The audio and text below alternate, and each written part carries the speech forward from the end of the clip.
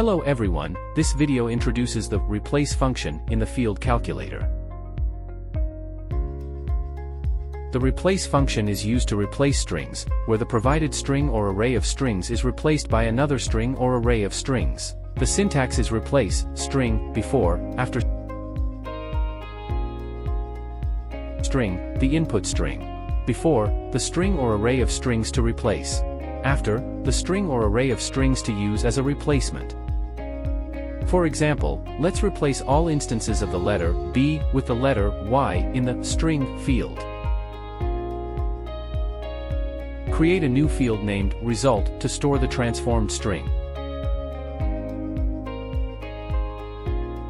Open the field calculator. Select result as the field name. In the result equals box, enter the expression replace string B, Y.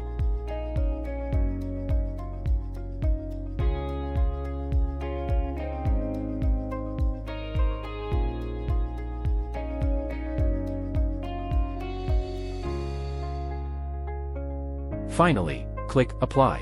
The result field will then display the transformed string, where all instances of the letter B have been replaced with Y. That concludes the introduction to the replace function. Thank you for watching.